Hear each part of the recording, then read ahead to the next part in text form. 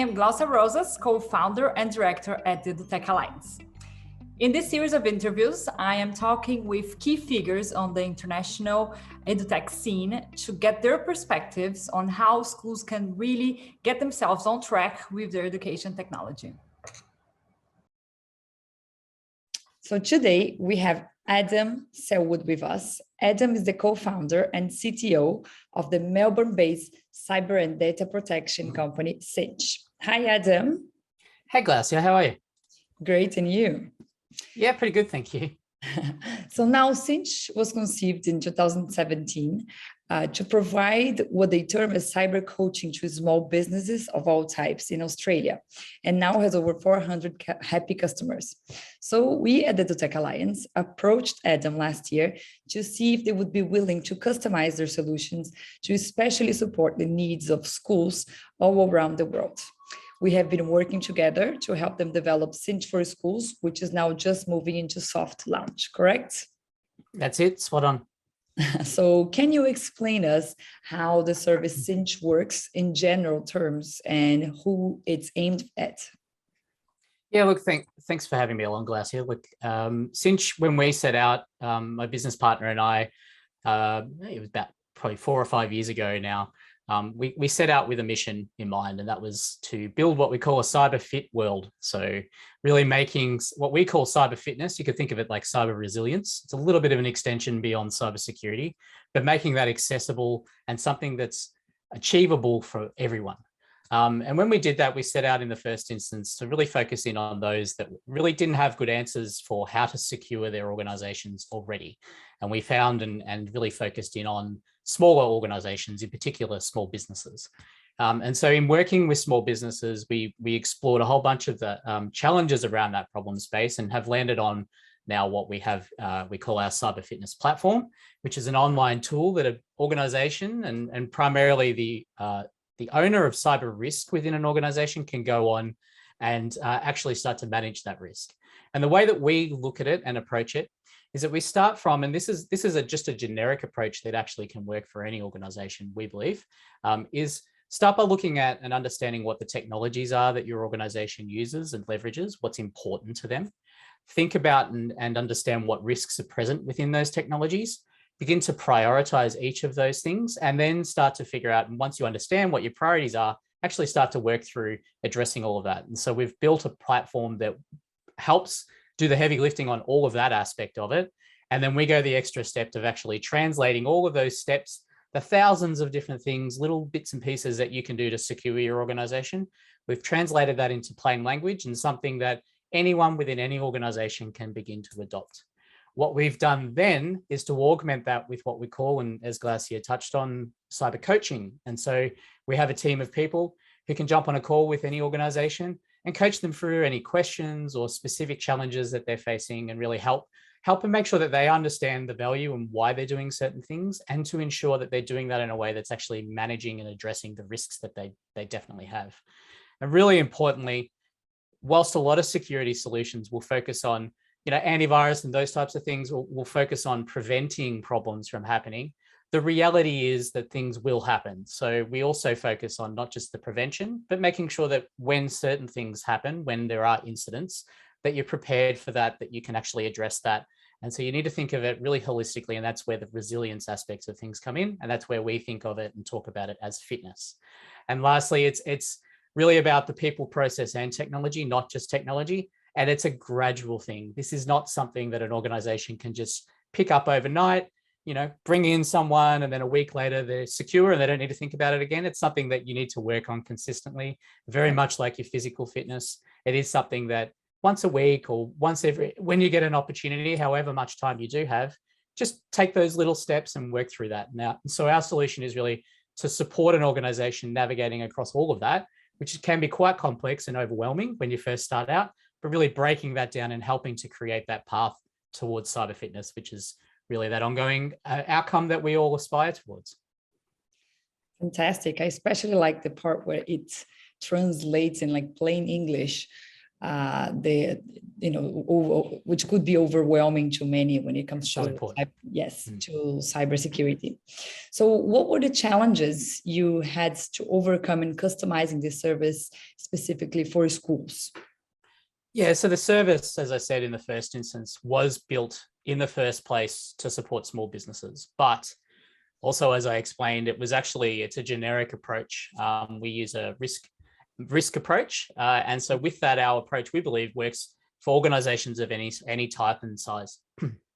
And so what we were really, in the first instance, it was quite applicable. So a school can log in, actually get a good understanding of where their risks are, get a really personalized experience on the steps that they should be taking, and that access to those plain language recommendations.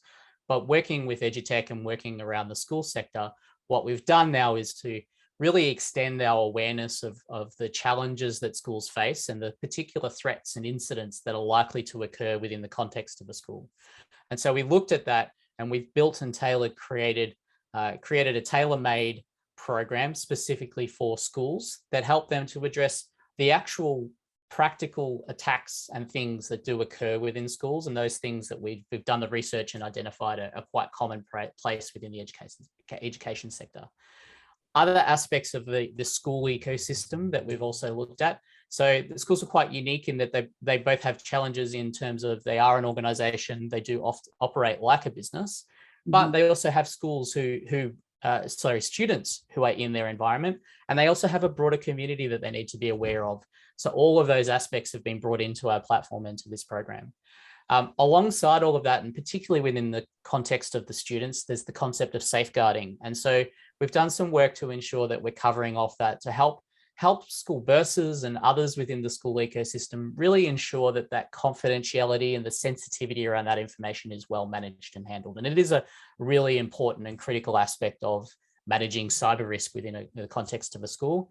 And increasingly, we've also seen as well that there's a lot of privacy regulations and other demands externally that are coming into the school space. And so as those types of things are occurring, we're really focusing, we've extended our platform to consider that. And so there's some recommendations on how to adopt, in the first instance, just some good general practice around privacy, but then also begin to extend that into the specific regulations and whatnot that are applicable to your school. And depending on where your school operates and where your students come from, there are going to be different obligations that you have. And so again, the platform will help you or the solution and the program really guides and navigates around that. And it's something that unfortunately all organizations, but importantly schools, are really grappling with and struggling with. So we try to streamline and really look for an optimal path to actually understanding and getting across all of that. So they're the main challenges.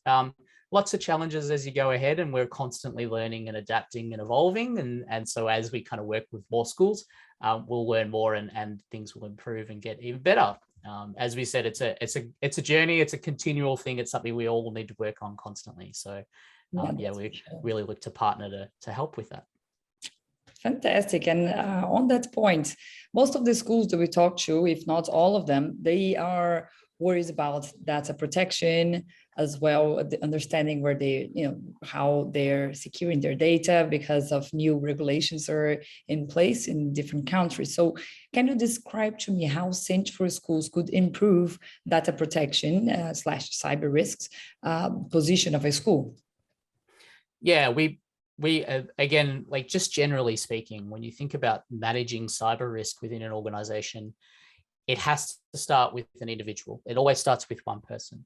In the context of a school, it's likely to be the bursar, could be a business manager or possibly their IT manager or someone like that. But ultimately, there'll be someone with the sort of day-to-day responsibility for sitting across and managing the cyber risk within an organization. It's a really fundamental and important first step is to figure out who that is. The ultimate accountability still sits with the board. They are still going to be responsible, and when an incident does occur, they should be aware of that and engaged in actually addressing and ultimately accountable for that. Mm-hmm. But responsibility will sit within someone within the school ecosystem, and finding that person's an important first step. And so the way that our platform works and the solution that we've developed is to really work with and to support that individual. So our platform and our program and our coaching and everything is geared around helping that person, whoever they are, understand the risk, understand the priorities, figure out, and as we've touched on, really translate these things that can be done and start to help them to prioritize and get the best value out of their systems and work across their team and collaborate across the organization, the community, to really uplift, as we say, cyber fitness and address those risks. Fundamentally as well, it's super important to measure and track that along the way. So super useful from a Bursars perspective is to actually know where you sit. Be able to go to the board or to an auditor and say, we understand this is where we are. We understand that there is work to do, but we have a path, we have a plan. We will be tracking our progress over time. And then ultimately we can communicate that back to you clearly so that you can see that we are making progress. And we are doing, as we like to say, we're doing everything we can. We can't do everything, but we can do everything that's possible. And so optimizing that, prioritizing that, that's really where we resonate, and that's our sweet spot. And that's sort of the value proposition from any organization's perspective, is really helping to sit across that. You don't have to go away and become a cybersecurity expert. You can bring in the cybersecurity expertise and we can support you. You're the expert in your organization. And really it's putting those things and resources around you so that you can navigate through that and really look good at the end of the day. That's kind of what we want to do. And of course, keep the organization and the school safe and protected is how we look good at the end of the day. That's fabulous. And it doesn't sound like another anti-malware type of product, right? No, definitely not. So like antivirus and anti-malware and firewalls and email filters and proxy servers, these are all fundamental technologies that are important to protecting a school. They should be there. They have their place. But equally so is, educating your team, making sure that you have good policies in place, making sure that you're planning for when things go wrong. All of these things are also quite fundamental and important. And so in figuring out, we don't all have an infinite amount of resources, but understanding where we want to put our energies, that's really the heart and the crux of it. And understanding, we've put any malware in. We've supported businesses that have all sorts of flavors of anti-malware. It's less nowadays about which one we want to use. It's more about how do we make sure that we're using it in the best possible way, deploying it in the right places, configuring it appropriately, and then making sure that that's continuing to do the things that we thought that it was doing when we set it up 3 or 4 years ago. So all of those types of things need to be considered around that, and then considered in the broader context of how that's helping to manage cyber risk and all the other things that you need to deal with on a daily basis. And it all sounds beautiful, but we know that schools are always on a budget. So what's going to be the cost for schools for that service? Yeah, we're pretty fortunate that it's a blessing and a curse, but we're fortunate that we started in the small business market. So, we've come with affordability in mind in the first instance. And so, our core service is really a couple of $100 a month. It's pretty affordable in most instances. We're very much looking to ensure that affordability transfers over into the school sector when we expand into that market and help more schools.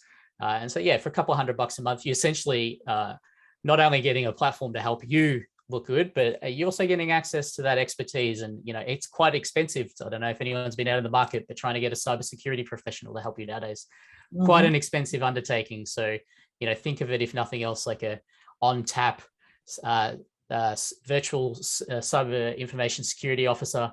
It's really getting that expertise into your team to help you to overcome these challenges and these gaps that you've got. But certainly affordability is forefront for us as we think about solving any problem, really. That's all fabulous. And so what's the situation with Cynch For Schools at the moment? You're in soft launch. When are you actually launching, and how is it now? Yeah, well, we're launching, as you said, and schools, anyone interested in participating in the soft launch, we're in that early phase. So there's still lots of learnings to take away and improvements to be made, but a lot of value there from day one as it is. So if anyone is interested in participating, feel free to register on our website. So cynch.com.au/schools. Go in, answer a couple of very short little questions. We're very mindful of time always, and keeping things nice and simple. So a couple of quick questions, register your interest, and then we'll be in contact to share information on how to get involved. That's great. That's fabulous. So we're gonna put the address when we edit. It'll be down here somewhere, right? It was like, Yeah. if you want to know how to spell Cynch, it's up here somewhere. Cynch. But yeah. Exactly. Probably at the bottom, so you can just do this. There you go. So, well, Adam, thank you so much for sharing this with us. It was great having you here, and I hope we can talk again soon. Lovely to speak again, Glacia. Have a great day. You too.